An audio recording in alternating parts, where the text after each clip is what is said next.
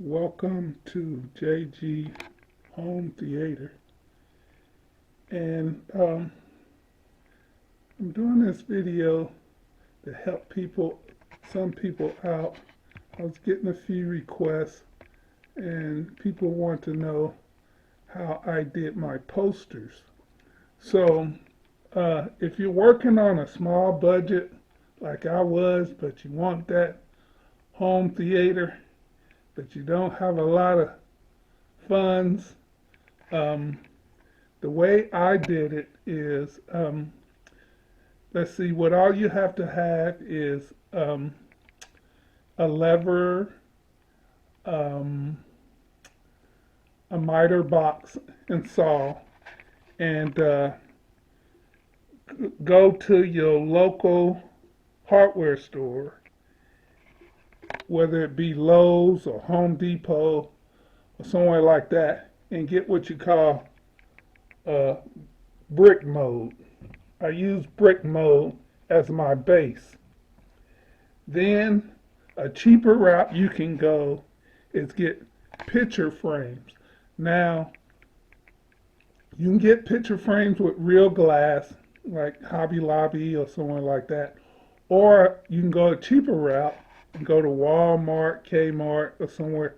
They got a framing aisle, and your typical movie poster is 24 by 36. That's typical.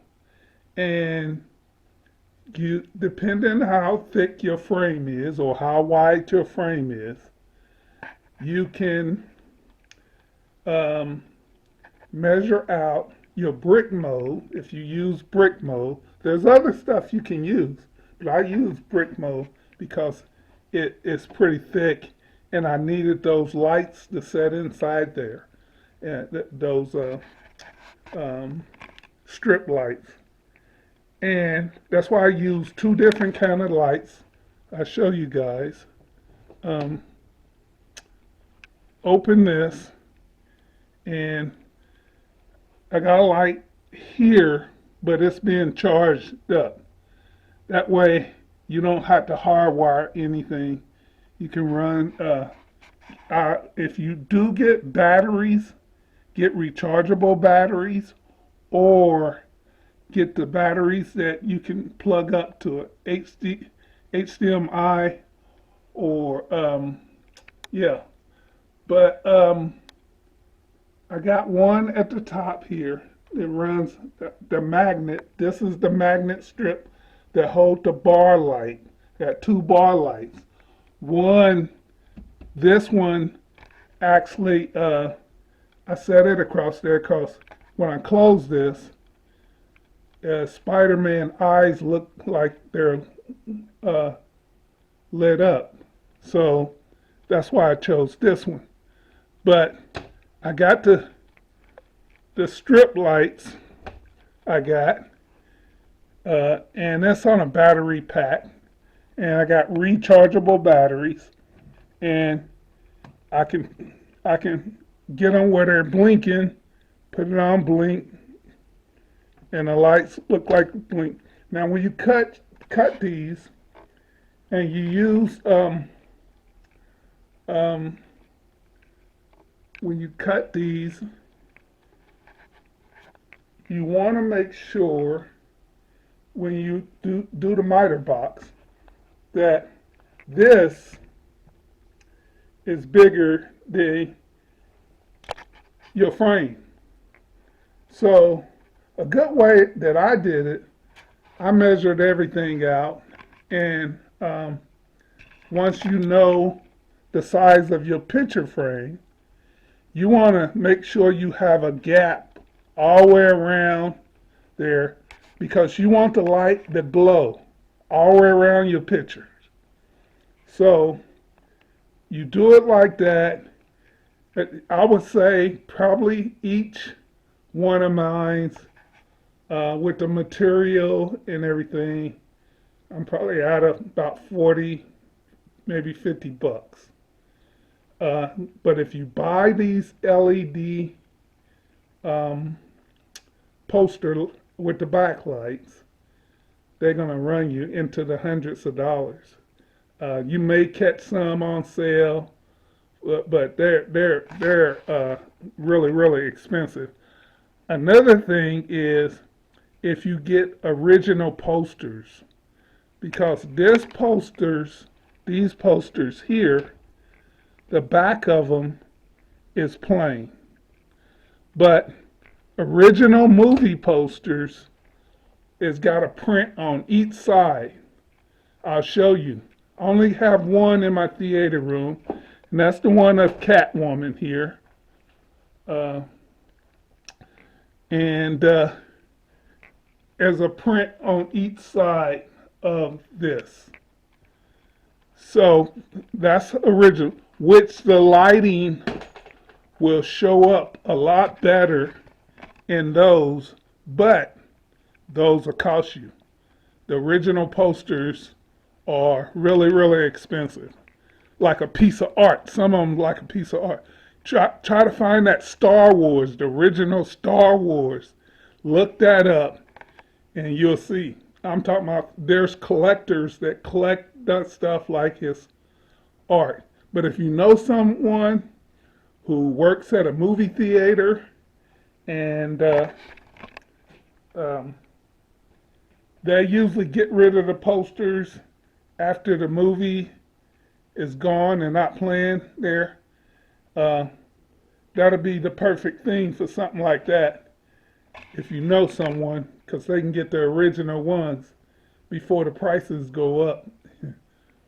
But if the movie's real sought after and all that and real popular movies, those original posters are really, really high. So, but I just wanted to show that I'll do another video in more details of how I did it. But if you got a miter box and saw and a tape measure, and basically that's all you have to have, and a few other little tools, screwdriver. Oh yeah, if you mount this on the wall and you don't use a nail gun, if you don't have a nail gun, that's all right too. I used power grip. It's just when you place it in the spot you need it in and you use a lever, you got to work with that stuff real fast. You may have to move it to get it leveled, but you got probably a good 5, maybe 2-3 minutes before that sets on that wall, and it's not moving off of there unless you take it off and you'll do damage to the drywall. So just want to give you a heads up warning about that, or you can go with a nail gun. But you want to make sure your pictures are leveled and stuff like that. But back to my theater room, the people who want to see my rug that I ordered a while back. My theater room is probably about, I would say I finished this about 3 years ago. So my theater room is, I'm constantly changing posters. I got some of these that the lights then went dim. So like I said, if you do this and you have a lot of posters, or even if you don't have a lot of posters, you can still use the rechargeable batteries is the best route to go. And that way you want to impress your friends and have everything lit up, and you don't have to tell them what you did. They can think you hardwired everything.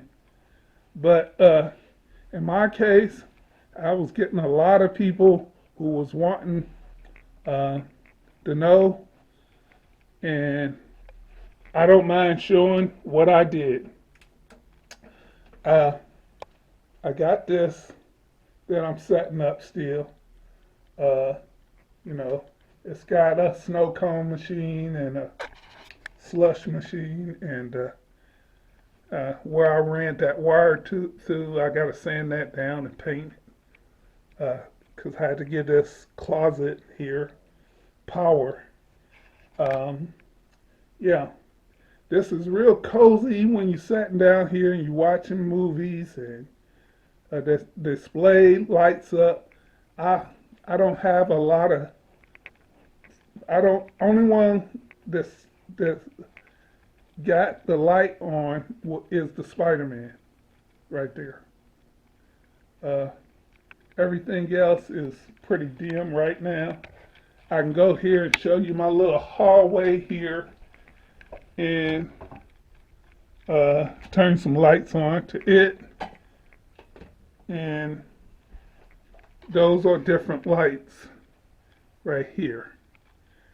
And I'll be changing some of these posters in a few weeks, uh, like RoboCop, and I'll be putting in uh, some other posters. But my ticket booth, that is one big, giant, I would say, sticker. They give the illusion that it's actually a ticket booth, but it's a door sticker. Uh, and actually, that'll be hard to find for anyone because I got that uh, ordered and it came from Ukraine, and that's before they was in that war. So, yeah, I got a little set up here. I like horses, and I got a little red pony there uh, that sits below that picture that has Blade, and you can never hardly see that picture on the with this camera, and it's mainly because of the reflection. But yeah, gonna turn these lights out here, and gonna wrap up this video. Uh, Not gonna really turn anything on the screen. You can watch my previous videos on that. I mainly want to show some stuff about how I did my posters. I'll come up with another video here soon that'll show the thickness of the frames and how I spaced everything to make sure I had that glow. And you can buy some hinges and mount just a regular picture frame. You don't have to spend a lot of money or whatever. Just, I think some of these pictures frame cost around 20 something bucks. You can go, if you want to spend a little bit more, go to Hobby Lobby, get picture frames, put hinges on them. That's all you have to do. I just was sitting in my room one night and was thinking, how could I do this? You know, I couldn't afford no $300-400 a piece for LED backlight posters, and my theater room is pretty big. I mean, it's not big as some of the other ones on YouTube, but it's pretty good size. And I had a lot of space for posters. So I would have been out of thousands of dollars if I'd have did it, if I'd have bought them. So I made my own. So that's what I did. So hope this helped anyone out there that's trying to do this. I did have a few requests. So, yeah, yeah. Hit that thumbs up button, subscribe to my channel, and give me a thumbs up. This is JG with another home theater video. Peace always. I'm out.